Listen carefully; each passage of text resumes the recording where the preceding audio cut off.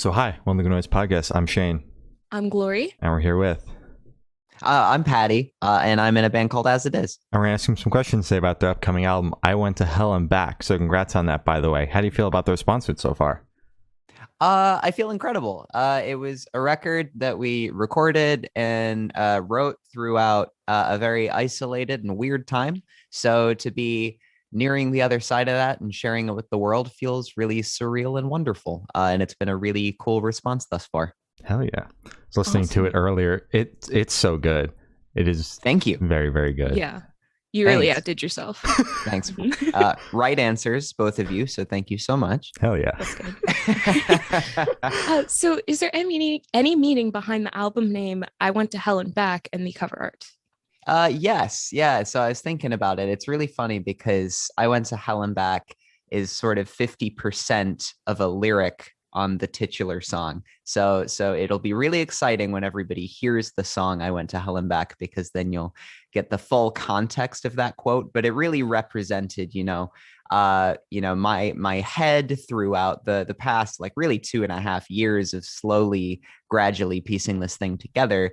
But equally, when we were coming up with artworks, I just sat down for about an hour and was like, okay, what does this make me feel? What do I see when I think about the phrase I went to hell and back? And after not very long at all, this idea of you see a door frame, but the shadow or the light pouring in through the door is a coffin on the floor. And instead of a silhouette of a person, you see a skeleton. And it's this sort of visual representation of presenting yourself as okay when on the inside, or at least you, as you know yourself to be, it's a completely different story. So that is sort of where the quote comes from, the title comes from, and also the artwork. So psyched with how it all came together. Hell yeah! Yeah, that's so sick. Oh my God. That. All right. So can you tell us a little bit about your writing process for this album?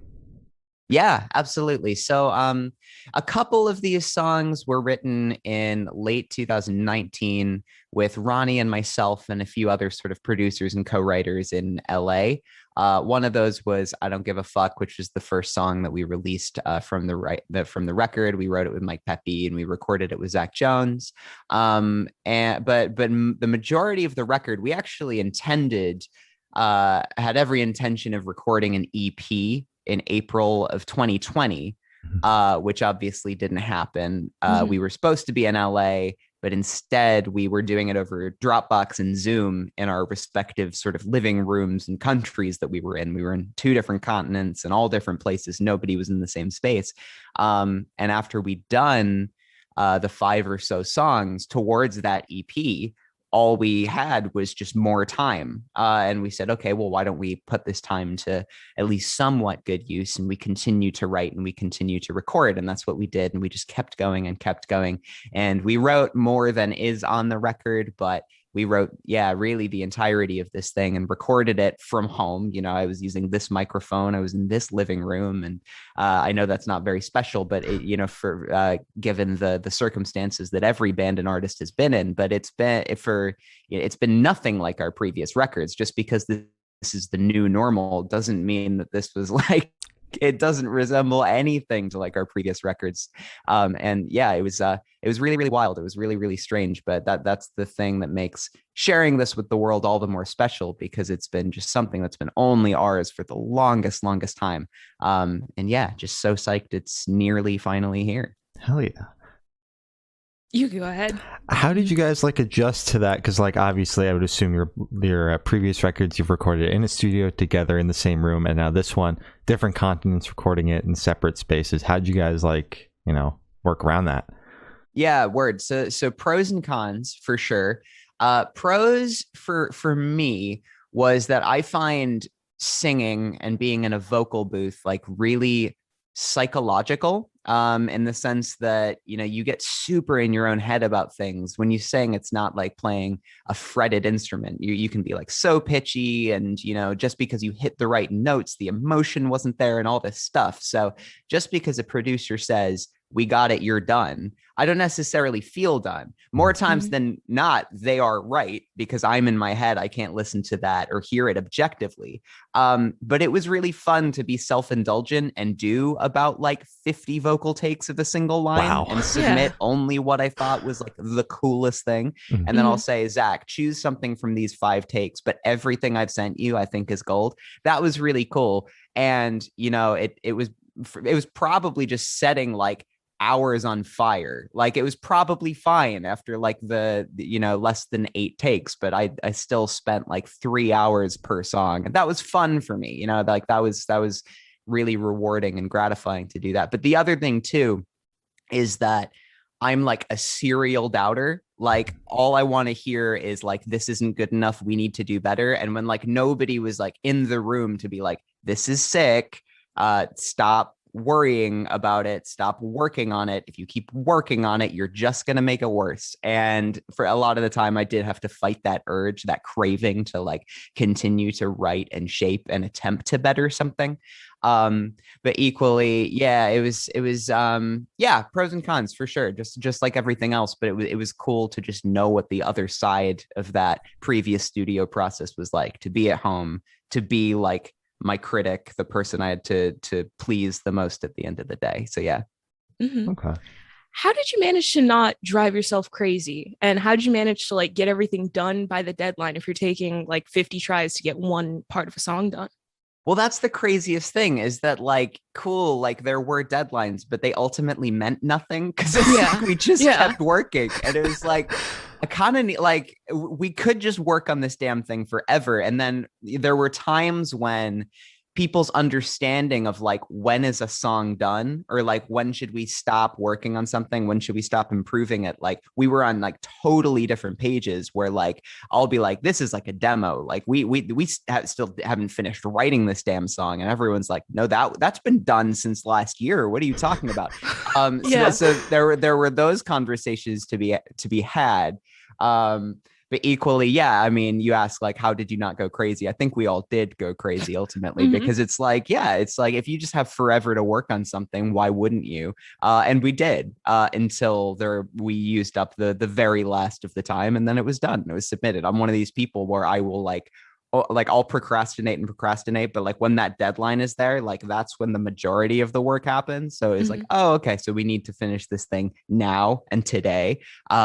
And we did. And that's just, yeah, is in that way, it's similar to every other record. But yeah, definitely went crazy. Definitely drove ourselves crazy with this thing. All right. Perfect. So I want you to tell us your favorite lyric off this album and the meaning behind it. Oh, fun. Okay. Well, I'll give you guys an exclusive in the sense that I haven't, this will be the first time that I've shared the full album title, or at least the context that it was taken from, because it is one of my standout lyrics on the record for me. And it's, I went to hell and back because heaven was just too far away.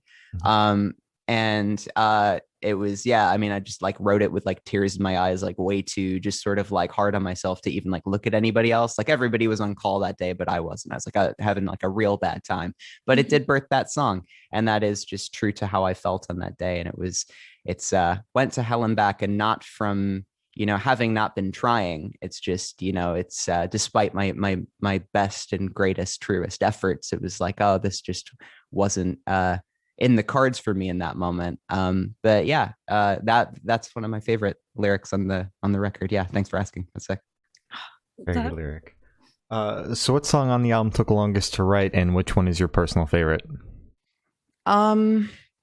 Personal favorite might be I Miss 2003. That was the song we wrote last towards the record. We wrote that using the very last 2 days of our studio time, and for that reason it's really special, and it's, you know, special for a number of other reasons as well.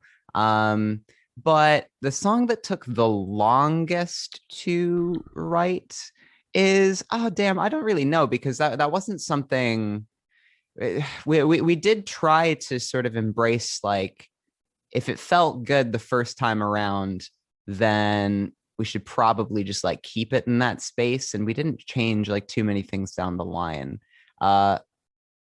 Yeah, nothing's coming to mind. So that makes me feel like there weren't too many songs, because there have been songs like on our first record. There's a song called Concrete, and we rewrote that about 8 times, like Oh literally my no less than God. 8 times. Yeah. And it turned out cool. So that, yeah, it worked in that case. But yeah, I can't think of any. I'll keep sort of like cycling that question in my brain. But for the most part, it's like if a song was like done, it was like, apart from like a couple like lyric changes and a couple like production-y tricks, it was like, okay, this thing's like where it is now. Yeah. All right. That's good. All right.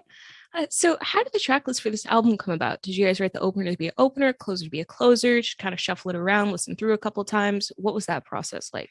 Yeah, no, there was nothing quite like that. Where the way the track listing stands feels like great, but you know, we've done concept records in the past, and this was very much like, okay, like let's try to like fully separate ourselves from something, because just like the task of being creative in such a like bleak sort of zeitgeist that the world was in, it was just sort of like, okay, like this is already nearly impossible for me Yeah. at least. So it's like, okay, let's just make this like, let's just write each track about like what we're feeling this day. And you know, it's not about the bigger picture of the record, although I guess, you know, like I miss 2003. Like when it seems to be a recurring thing that every time you write like the last track on a record, it ends up being kind of special, because it's like you've painted like the majority of the canvas, and you can sort of like look back and say like what's missing, like what's the color, or like what's the sort of arc that's missing on the record. And that was very much that one for me. But yeah, no, it wasn't like heavily like calculated or anything like that. For that reason, it was really it was like returning to our roots of like, okay, just like let's just remember what it means to be like a band, you know, when you're like 10 and 12 and you just like pick up an instrument and you don't know what the fuck you're doing. It's like, if it feels good, then it probably is good. That was sort of the approach with this one. Okay, I love that. Oh, So where was your headspace at while you were writing this album? I know you've kind of briefly touched on it throughout some of the other questions. Yeah, totally. So it was a tricky one. It's definitely an as it is record, in the sense that, you know, it's exploring all the sort of like different darknesses of like the inside of my brain and things. But it was definitely, so this is our first record without Ben, who was one of the founding members of the band and still a great friend of mine. But you know, he and I were always like the two, like everybody had, you know, cracks at like writing lyrics and stuff, but he and I like took on the most of it, the brunt of it. And he always had this really like beautiful sort of like poetic style of lyricism. And for me, it was much more like melodic. When I write a lyric, it comes with a melody and a syncopation. It's like I'm singing that thing in my brain while I scribble it across a page or whatever. And this was very much just sort of like, okay, so the majority of these are just like me with all this time. And it was more just about just being sort of like blunt and being like a lot of my favorite lyricists do have that like pretty and poetic sort of style about them, like Justin from like Motion City Soundtrack, and Ben from Death Cab for Cutie and stuff. And this was like, okay, we've portrayed like my really ugly thoughts as like looking pretty and sounding pretty. Like, let's take these ugly thoughts and just make them ugly, and so like just portray them just exactly as they are. We don't need to like hold up like a cool light or mirror to them. It's like, okay, let's just talk about how these thoughts totally suck. And that was very much, yeah, the approach to writing these ones. But yeah, it's you know, the battles I've been going through for the past 3 records are the same on this one in that respect. It's just, yeah, you're going to hear it a little differently, like written differently and delivered differently for sure. Okay.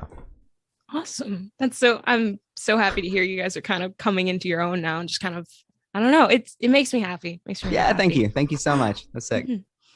So how do you recommend your listeners to listen to this album for the first time? Should they play it in the car with friends? Should they play it in the dark with headphones on? Should they blast out a party? What do you personally recommend? That's funny. I misheard you. I thought you said play it in the car in French. I'm like, Oh, okay. I mean, they could try that too. Yeah. The French version of I Went to Hell and Back is the one. You got to play it in the car. Just you roll through Paris playing the French version. Oh, yeah. That's really funny. You know, I'm not like a gatekeeper in terms of like telling anyone how to like enjoy music or listen to music. Like if you want to like wait until you're holding the record in your hands and you like flip the thing from side A to side B and you only listen to it in track order and you don't look at your phone once, like that's fine. But equally, if you want to do it, like, I mean, ultimately, like we all listen to music in a different way these days. Like we can listen, like you get bored of the record, like go to something else and like come back to ours, and like that's not going to bother me. That's fine. Like just whatever brings you joy, however you want to enjoy your music, that's like totally fine with me. But yeah, no, I think it's a great track listing. I think it's a cool record. But yeah, however people want to hear it is totally fine. But I do respect, like when a record comes out, if it's like something to like celebrate, if it's something you've been anticipating, yeah, you can lock yourself in a dark room and only be with that record and only be with us if you want to. Like that's special. That's like super, super flattering. So yeah, just do what you want. Have a good time. All right. Wait, if you don't mind me asking, how did you listen to the record for the first time? That's awesome. Yeah, to be fair, since we've like submitted the thing, I did like, and because I think the last time I listened to the record like in full was while we were figuring out the track list. So maybe I haven't listened to it all the way through. But I probably have at one certain point for sure. But it's, I was listening to it in Dropbox, just sort of in order and like going from track to track. But once it's like in my iTunes and things, and once it's on Spotify, like that'll be exciting. I will spend a day with it and just enjoy it for what it is for sure. All right. Okay, good. So this question should be super, super quick. Off the top of your head, I want you to describe this album for new listeners in 3 words, no more, no less. Okay, very cool. Yeah. Sad.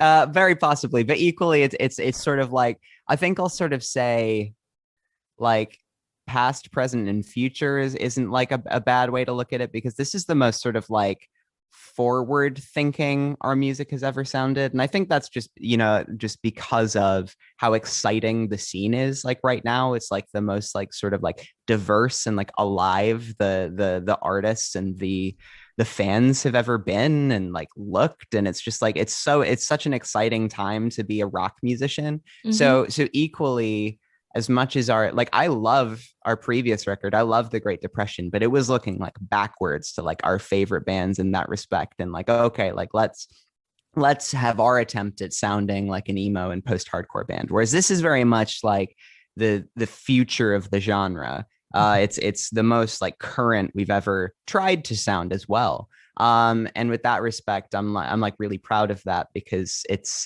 sometimes you can get so sort of psyched out by like what the critics are going to think and what the naysayers are going to think. But this was very much, I mean, we, in the same breath, we've never been a cool band. We've never been trying to like impress anybody but ourselves. But I think this is like the most exciting the genre's ever been. So sort of like past, present, and future, I don't think is a bad or bad 3 words to describe this record either. So yeah. All right. Perfect. So is there a certain feeling or emotion you want this album to invoke in your listeners? Yeah, great question. Thank you. I would say, it wouldn't necessarily be like a hopeful feeling, but I would say like a comforted feeling. It's the reason I've always written sad music and have always gravitated towards listening to sad music, is not because, I don't want art and I don't want other people to give me the answers. You know what I mean? I don't want people to write a lyric that solves all my problems. I just want somebody to sort of give some validity to my feelings and say like, I feel this way too, if you do. And that's all we've ever tried to do. And that's certainly what this record is, which is saying if you have also felt this way, it's not telling you who to be and how to fix yourself. It's just reminding you that like, yeah, a ton of people feel this way too. I feel this way too. So I would say comforted is maybe not like the most articulate word that I could think of, but that's certainly the feeling that I want people to leave this record feeling, for sure. All right. I love that. So what band or artist influence you think you can hear the most on this album, if any? Yeah. So everything that like Travis is touching right now, everything Travis Barker is touching right now, I just think is like so excited between like MGK and Avril and Youngblood and Willow. And I just think it is like such an exciting like moment in this scene. But equally, it's the same influences that we've always had. Like, the roster of like Drive Through Records in the late 90s and early 2000s is still like a huge influence, like Hidden in Plain View and the early November and Newfound Glory and things. So it's interesting in that respect, because it's also, our drummer stepped away from the band to become a firefighter, and it's like hella amicable. We saw each other like less than a month ago, and it was so much fun. But it was the first record we've done without like a drummer. It's like I play drums, but I'm not our drummer. So it was for that reason, there's a lot more sort of like digital drums and electronic drums and stuff. And I think that's really been a huge thing that really shaped the sort of like modernity of like the sound on the record. It sounds a lot more current for that reason alone.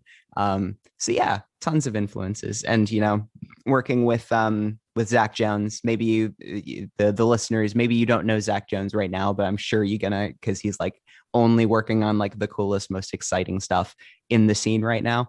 But when you work with a producer, like they are a member of the band essentially for as long as you're working on that thing. And his influence was huge on this record. So yeah, such like an invaluable input on the record. It sounds incredible for that reason. So you said you lost your drummer, first record you recorded without a drummer. Are you guys going to have one on tour? Or are you going to rely on like electronic digital drums on tour as well?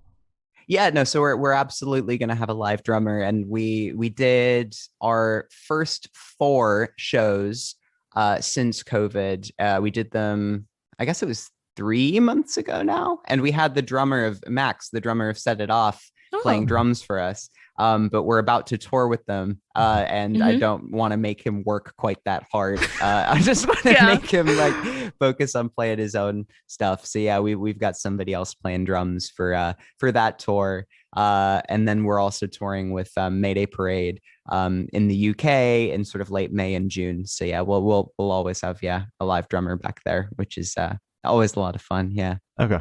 All right. Perfect. So what is your favorite memory that you made while creating this record? Great question. I was saying this to Ronnie. Some of my favorite memories would be when you sort of like go into and subsequently like walk out of the studio. It's kind of like a game, like a sports game or like a match. Like sometimes you win, some days you're going to win, some days you're going to lose. And then like when we would drive home to wherever we were staying, like to whatever Airbnb or friend's house or whatever, you got to ride the emotion of that for better or for worse. Sometimes you would just sulk and you would vent and you would just like talk about like how much the day sucked. And like we just had such high hopes and it just didn't happen.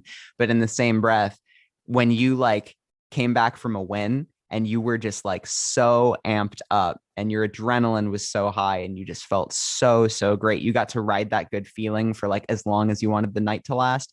And Ronnie would drive us home most nights. And sometimes he'd be so excited listening to the song and how many amazing opportunities were going to arrive to us as a result of this particular song. He would miss our exit by about like 6 to 8 exits, and I would just let him because it was just so funny. And it was just so much fun. He has like the most like infectious, like positive energy. And it was just so fun. Like we would just like laugh and I'd be like, by the way, Ron, like you missed our exit like probably 25 minutes ago. And he would just come back to and go, oh.